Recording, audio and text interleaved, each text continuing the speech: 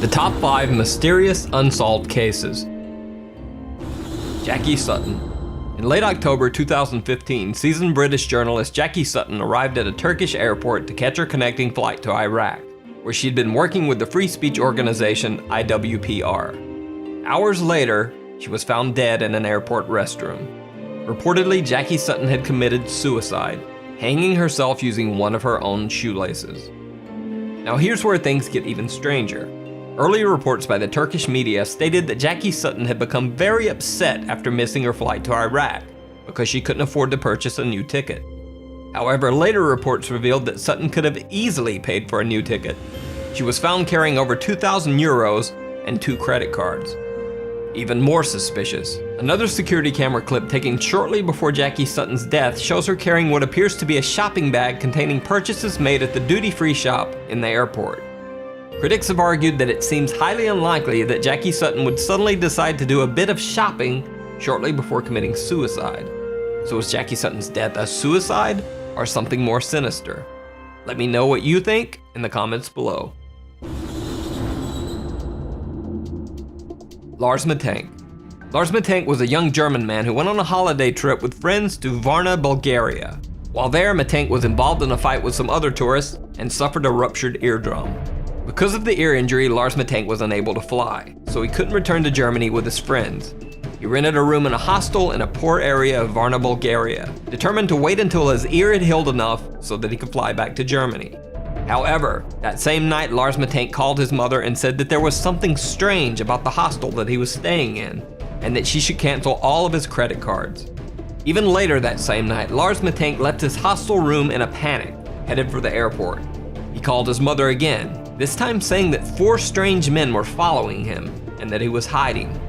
2 hours later, Lars Mittank caught a cab and arrived at the Varna airport in the early morning hours. On airport security cameras, Lars can be seen entering the airport with his luggage.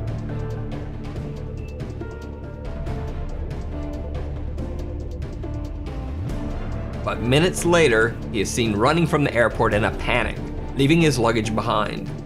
Eyewitnesses say that Lars Mittank ran to a barbed wire fence that surrounds the airport, climbed over the fence, and then disappeared into some nearby woods. To this day, Lars Mittank has never been found. His family asked that anyone with any info as to his current location contact them via their website or Facebook page. Brian Schaefer. One of the strangest disappearances on record is that of Brian Schaefer, an Ohio State medical student.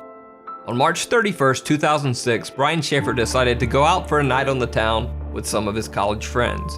They met at the Ugly Tuna Saloona, an upstairs bar at Ohio State's South Campus. Brian can be seen arriving at the bar with his 2 friends. They're smiling and laughing as they exit the escalator to the 2nd floor bar. Around 10 p.m., Brian called his longtime girlfriend, with whom he had planned a spring break getaway to Miami a few days later. Brian told her that he loved her and would see her soon. Brian's girlfriend said that the call was nothing out of the ordinary. Later, Brian Schaefer is seen again on security camera near the escalators, talking to 2 girls. He seems to say goodbye and then heads back into the bar. Brian Schaefer was never seen again. Security cameras covering the only exits of the Ugly Tuna Saloona bar do not show Brian Schaefer ever leaving. The only possible other exit would have been through an area of the bar that was under heavy construction at the time and closed off to the public. However, even if Schaefer had left through the construction area, there are multiple other security cameras in the bar's vicinity. None of these cameras picked up footage of Brian Schaefer ever leaving the bar. It's almost as if Brian Schaefer disappeared into thin air in the middle of a crowded bar.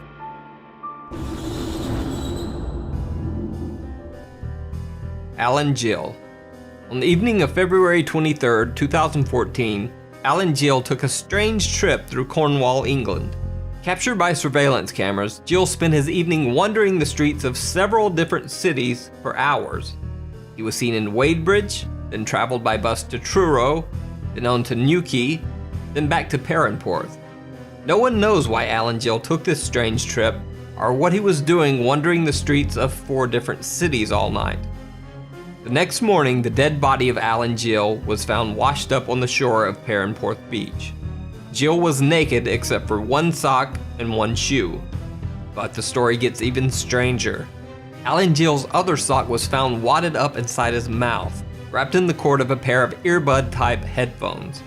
Near his body was a black jacket containing a wallet with 95 British pounds, but his bank cards, credit cards, and ID were missing.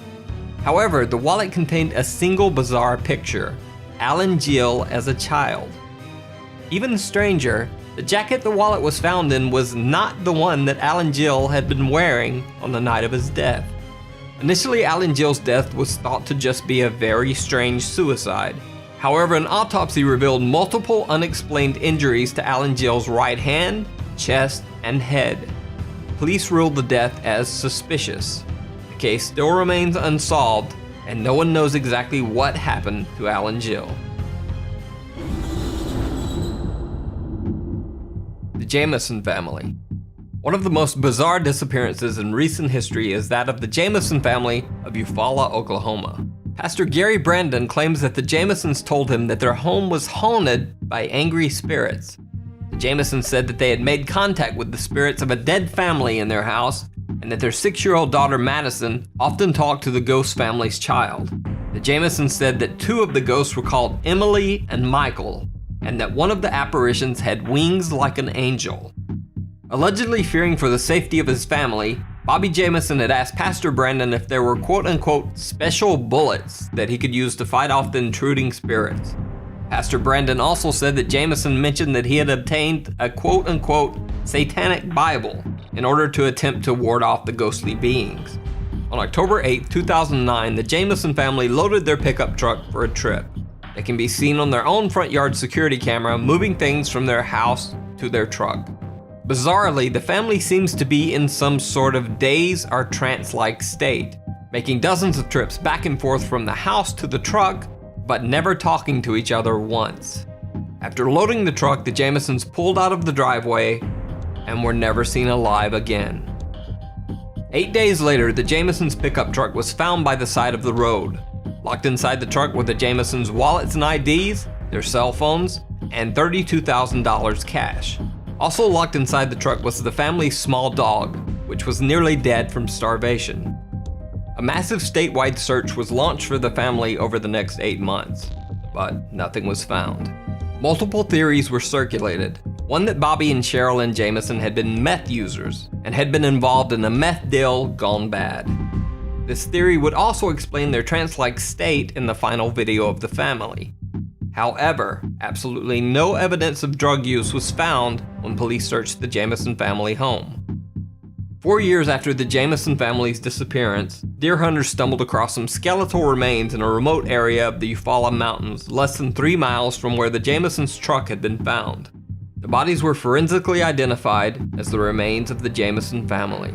However, the bodies were so badly decomposed that no cause of death could be determined. The reason for the Jamison family's strange behavior